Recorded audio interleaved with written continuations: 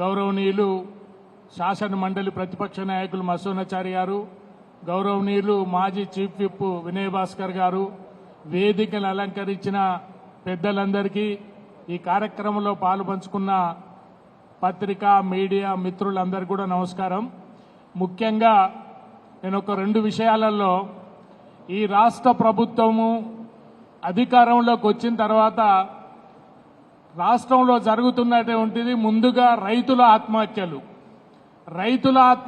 ఎందుకు జరుగుతున్నాయనంటే రైతాంగానికి వచ్చిన పండిన పంటకు ధర లేదు. రెండోది వచ్చేసి రైతులకు రుణమాఫీ చేస్తా అని చెప్పి దాదాపు ఒక 50% కూడా గ్రామాలలో రుణమాఫీ జరగలేదు. మూడోది వచ్చేసి రైతు బంధు కూడా ఇప్పటి వరకు రైతుల ఖాతాలలో పడలేని పరిస్థితి ఉన్నది. నాలుగోది కరెంటు కొరత కూడా ఇప్పుడు గ్రామాలలో జరుగుతున్నటువంటి యాసంగి పంటలకు కూడా రైతులు చాలా ఇబ్బంది పడవలసి ఉన్నది. ఈ దేశంలో ఈ రాష్ట్రంలో కుల వృత్తులన్నీ అడగంటిపోతున్నటువంటి పరిస్థితి.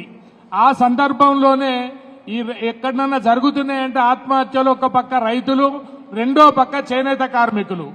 గత ప్రభుత్వాలు ఎన్నడూ కూడా ఈ రాష్ట్ర చరిత్రలో కూడా మన కరీంనగర్, వరంగల్, తెలంగాణ కాడికి వచ్చినప్పుడు ఒకప్పుడు రాష్ట్రంలో టీఆర్ఎస్ ప్రభుత్వం ఉన్నప్పుడు బతుకమ్మ చీరలు ఇచ్చి చేనేత కార్మికులను అన్ని రకాలుగా ఆదుకున్నటువంటి ప్రభుత్వం. ఇవాళ దుర్మార్గమైనటువంటి చర్యకు రేవంత్ రెడ్డి గారు ఒక తెరలేపినటువంటి పరిస్థితి.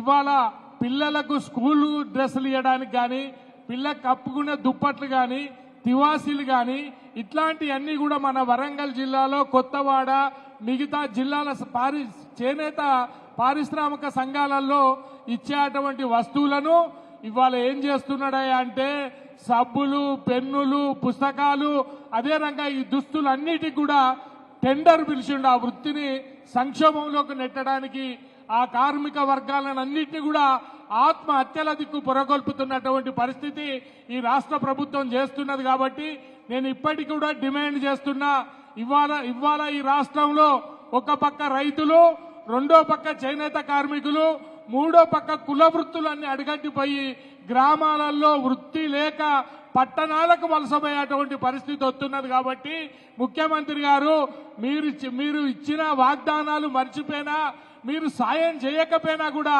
గతంలో ఉన్నటువంటి ఆనవాయితనన్నా కంటిన్యూ చేసి వాళ్ళ మీద ఈ కుల వృత్తులను ఇబ్బంది పెట్టకుండా చూడాల్సినటువంటి బాధ్యత నీ మీద ఉన్నది.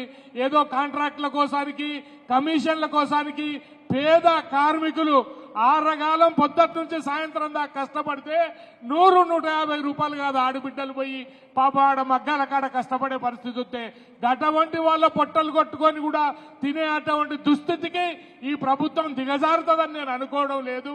తక్షణమే ఆ చర్యలను ఉపసంహరించుకొని ఆ కార్మిక వర్గాలకు అందరికీ కూడా అండగా నిలబడవలసినటువంటి అవసరం ఉన్నది.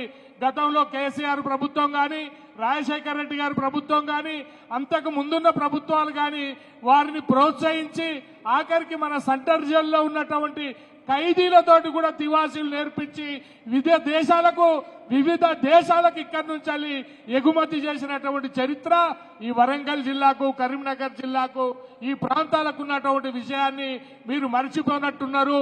ఈ జిల్లాకు సంబంధించిన శాసనసభ్యులు కానీ, మంత్రులు కానీ ఈ విషయాలు మీ దృష్టికి తీసుకొచ్చిందో రాలేదో, ఒకవేళ మీ దృష్టికి వచ్చినా కూడా వీళ్ళని పొట్టలు కొట్టడానికే మీరు నిర్ణయం కనుక తీసుకుంటే రాబోయే రోజులలో ఈ కులవర్తులు, బడుగు బలహీన వర్గాలు, రైతాంగం అంతా కూడా తిరగబడే రోజులు చాలా దూరం లేవనేటువంటి విషయాన్ని ఈ ప్రభుత్వం గ్రహించాల్సిందిగా నేను మీ ద్వారా ఈ ప్రభుత్వానికి విజ్ఞప్తి చేస్తున్నా.